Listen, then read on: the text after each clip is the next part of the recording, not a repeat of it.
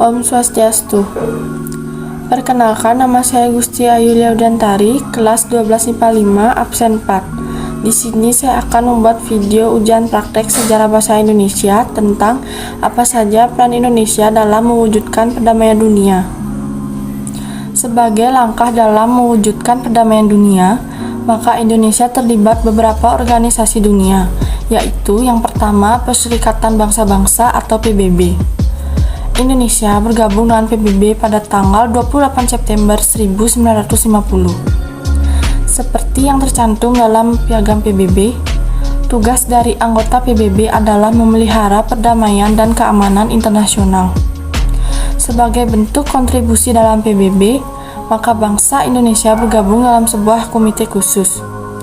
Komite khusus itu ditunjukkan sebagai kepedulian bangsa terkait situasi sehubungan dengan implementasi dan deklarasi.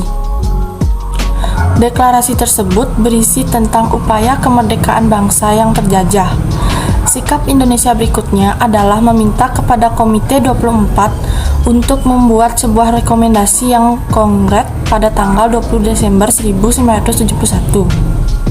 Tidak hanya itu, Indonesia juga terlibat dalam gerakan dekolonisasi pada tanggal 20 November 1972. Sikap ini tercatat dalam piagam PBB nomor 2909. Upaya lainnya yang ditunjukkan bahwa Indonesia ingin sebuah lingkungan yang damai adalah dengan menerima Timor Timur menjadi bagian wilayah Indonesia. Hal tersebut diputuskan sebagai tanda penyelamatan Indonesia kepada Timor Timur yang sedang terjajah. Yang kedua, ada Konferensi Kolombo dan Konferensi Bogor. Konferensi Kolombo diselenggarakan pada April 1954, sementara Konferensi Bogor dilaksanakan pada Desember 1954. Pada Konferensi Kolombo, Indonesia mengusulkan untuk menyelenggarakan pertemuan antara negara-negara merdeka di Asia dan Afrika. Pertemuan tersebut mengusung tujuan ganda. Tujuan pertama yaitu meredakan ketegangan yang timbul oleh Perang Dingin. Tujuan kedua, meningkatkan perjuangan melawan penjajah. Sementara itu, Konferensi Bogor menghasilkan beberapa keputusan. Di antaranya yaitu yang pertama mengadakan KAA di Bandung pada bulan April 1955. Yang kedua, menetapkan kelima negara berserta Konferensi Bogor sebagai negara-negara sponsor. Yang ketiga, menetapkan 25 negara-negara Asia Afrika yang akan diundang. Yang ketiga, ada Konferensi Asia Afrika atau disebut juga KAA. KAA bermula dari Perang Dunia II yang telah berakhir.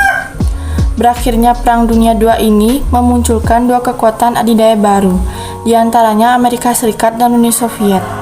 Pada saat itu, Amerika Serikat memelopori berdirinya blok barat, sedangkan Uni Soviet memelopori blok timur.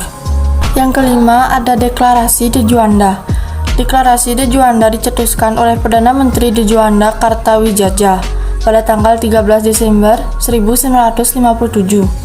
Terbentuknya deklarasi ini menentukan luas laut teritorial Indonesia. Ide pembentukan Deklarasi de Juanda adalah tuntutan pemimpin Departemen Pertahanan Keamanan RI tahun 1956 yang merasa hukum laut Indonesia pada saat itu yang berdasarkan Ordonansi Laut dan Daerah Maritim tahun 1939 dari Belanda tidak menguntungkan kepentingan wilayah Indonesia. Kerugian yang dibuat dari adanya kebijakan tersebut adalah kapal-kapal asing masuk ke wilayah Indonesia dan mengambil sumber dayanya dengan bebas. Akhirnya, melalui Deklarasi de Juanda, dinyatakan bahwa laut teritorial Indonesia berjarak 12 mil laut diukur dari garis-garis besar yang menghubungkan titik luar dari pulau terluar. Yang keenam, Konferensi Tingkat Tinggi atau disebut juga dengan KTT. Berawal dari Perang Dingin antara blok Uni Soviet dan blok Amerika Serikat, maka negara-negara yang baru saja merdeka seperti India, Mesir, Yugoslavia, dan Ghana. Kemudian pada sidang Majelis Umum PBB ke-25 negara tersebut memprakarsai resolusi untuk mendesak Presiden Amerika Serikat dan Perdana Menteri Uni Soviet. Desakan tersebut bertujuan untuk meredakan ketegangan akibat Perang Dingin. Sebagai tindakan lanjutan, maka Mesir dan Yugoslavia meminta agar Indonesia mempelopori terbentuknya KTT. Indonesia menerima permintaan itu. Kriteria yang turut ikut dalam KTT yaitu menjalankan politik bebas berdasarkan konsekuensi damai. Yang kedua, mendukung gerakan-gerakan pembebasan kemerdekaan. Ketiga, mendukung gerakan-gerakan pembebasan dan kemerdekaan. Keempat, tidak ikut dengan persekutuan militer multilateral seperti NATO dan sebagainya. Terakhir, tidak ikut dalam persekutuan militer bilateral dengan negara-negara besar yang tidak mempunyai pangkalan militer asing di wilayahnya. Yang ketujuh ada Malaysia, Filipina, dan Indonesia atau disebut juga Maphilindo. Tidak ada kerjasama lintas benua. Indonesia juga mengembangkan kerjasama dan sifatnya regional. Hal ini dibuktikan dengan bergabungnya 3 negara berkembang seperti Malaysia, Filipina, dan Indonesia. Atas keterlibatan 3 negara tersebut, maka terbentuklah Maphilindo. Akan tetapi, kerjasama ini berupaya tidak memberikan hasil yang signifikan. Yang ke-8 ada Perhimpunan Bangsa-Bangsa Asia Tenggara atau disebut juga dengan ASEAN. Pada tahun 1957, terdapat sebanyak 5 negara yang bergabung dalam ASEAN. Kelahiran ASEAN ditandai dengan tanda tangan negara-negara tersebut melalui Deklarasi Bangkok pada 1967. 5 negara tersebut diantaranya Malaysia, Filipina, Indonesia, Muang Thai, dan Singapura. Sering berjalannya waktu 17 tahun, kemudian Brunei bergabung menjadi anggota. Pada awal pembentukan ASEAN, bertujuan untuk meningkatnya kerjasama antara ekonomi, sosial, dan budaya. 4 tahun kemudian di Kuala Lumpur pada tanggal 27 November 1971, ASEAN meningkatkan bentuk kerjasamanya di bidang keamanan. Bentuk kerjasama tersebut ditandatangani melalui Declaration of Zone of Peace, Freedom, and Neutrality. Yang terakhir, Jakarta Informal Meeting atau JIM.